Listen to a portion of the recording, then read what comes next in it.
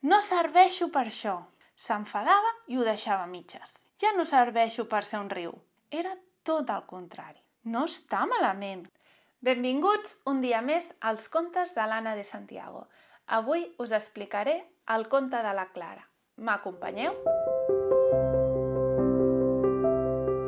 En un petit poble envoltat de muntanyes i prats infinits vivia la Clara, una nena de 12 anys amb una energia desbordant, però una gran frustració que l'acompanyava allà on anava. La Clara tenia una passió per l'art. Li encantava dibuixar, pintar i escriure, però tenia un problema. Quan començava alguna cosa, si no li sortia exactament com ella havia imaginat, s'enfadava i ho deixava a mitges. La seva llibreta era plena de pàgines arrugades i esborranys inacabats. Al seu escriptori, un cementiri de projectes abandonats. I el pitjor de tot és que això li feia creure que no era bona per res. Per què m'hi he d'esforçar si mai em surt bé? Es deia sovint. A casa, el seu germà gran, en Marc, era tot el contrari. Sempre estava immers en alguna cosa, des d'aprendre a tocar la guitarra fins a construir maquetes de ciència. Però el que més sorprenia la Clara era que en Marc mai es rendia, encara que alguna cosa li sortís malament. Ella, en canvi, sentia que cada error era insuportable. Un vespre, mentre intentava dibuixar un pont per un projecte de l'escola, la Clara va arrugar per tercera vegada el paper i el va llançar al terra amb molta frustració. «No serveixo per això!», va cridar. En Marc, que estava tocant la guitarra a la seva habitació, va escoltar el crit. Va entrar al dormitori de la seva germana i es va seure al seu costat. «Clara, què et passa?» «Passa que res em surt bé, Marc. Tothom a l'escola farà ponts preciosos i el meu sempre serà el pitjor. Mira això!», va assenyalar el munt de papers arrugats al terra. El Marc va somriure suaument, va agafar un dels dibuixos arrugats i el va mirar. «Aquest pont no està malament, Clara. Només li falta una mica de paciència. Saps què? Vine amb mi. T'ensenyaré una cosa». La Clara el va mirar amb dubte, però també amb una mica de curiositat. «On anem?», va preguntar. «Al riu. T'asseguro que t'agradarà». Aquella tarda, els dos germans van caminar pel camí de terra que portava al riu. Era un lloc que en Marc coneixia bé, un indret tranquil on sovint s'escapava quan necessitava aclarir alguna cosa. El sol començava a pondre's, tenyint el cel d'un taronja càlid, i l'aire feia olor de pi i terra humida.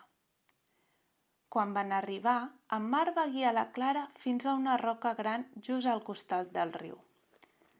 Les aigües fluïen tranquil·les, però amb força, vorejant pedres i arrels que emergien al seu pas. «Seu aquí amb mi», va dir en Marc, assenyalant la roca. La Clara va seure encara una mica confosa. «Què hi fem aquí?» En Marc va riure i va assenyalar l'aigua. «Mira aquest riu, Clara. Veus com l'aigua flueix? Veus com, quan es troba amb una pedra, no s'atura, simplement la voreja buscant un altre camí i segueix endavant. No s'enfada perquè hi hagi pedres al mig. No diu, ja no serveixo per ser un riu. Només perquè hi ha obstacles, és constant, mai es rendeix». La Clara va mirar el riu amb atenció. Les aigües passaven entre les pedres, formant petits remolins i cascades suaus. Era com si ballessin, adaptant-se a cada obstacle sense perdre la força.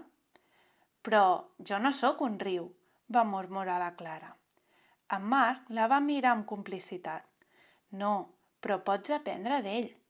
Quan et frustres perquè les coses no surten bé a la primera, és com si volguessis que el riu passés per una pedra sense moure's ni adaptar-se. Però si ets constant, si tornes a intentar-ho una vegada i una altra, al final trobaràs el camí, com fa l'aigua. La Clara es va quedar en silenci, observant el riu. Aquelles paraules l'havien fet reflexionar. Quan va tornar a casa, la Clara es va asseure al seu escriptori, amb una actitud diferent. Va agafar un paper nou i va començar a dibuixar un pont.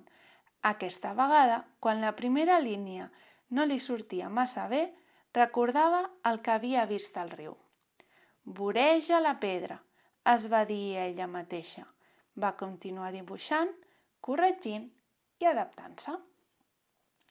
A poc, el pont va començar a prendre forma. No era perfecte, però cada cop semblava més el que ella volia. Va afegir detalls, flors als marges, un cel ple de núvols suaus, gent caminant pel pont. Quan va acabar, se'n va adonar que no només havia dibuixat un pont, també havia après una lliçó important. Al matí següent va ensenyar el dibuix a en Marc. «És preciós, Clara!», va dir ell, sincerament impressionat. La Clara va riure, però aquesta vegada no buscava l'aprovació del seu germà. Era un somriure de satisfacció, perquè havia fet tot el possible.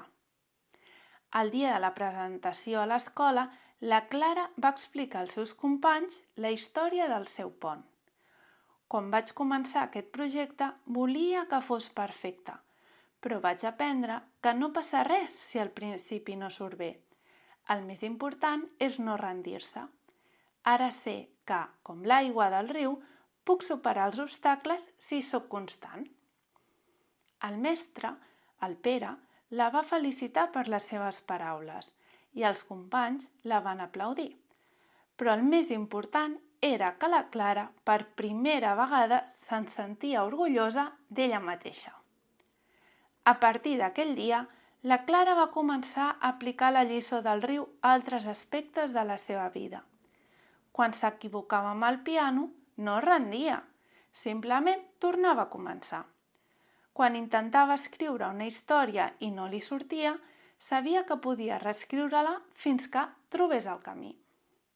I així, mica en mica, la Clara va descobrir que no era la perfecció el que feia les coses especials, sinó la constància i la paciència. Perquè, com el riu, la vida és un camí ple d'obstacles, però també ple d'oportunitats per continuar fluint, creixent i trobar el nostre propi camí. Moltes gràcies per acompanyar-me en aquesta història. Fins la propera!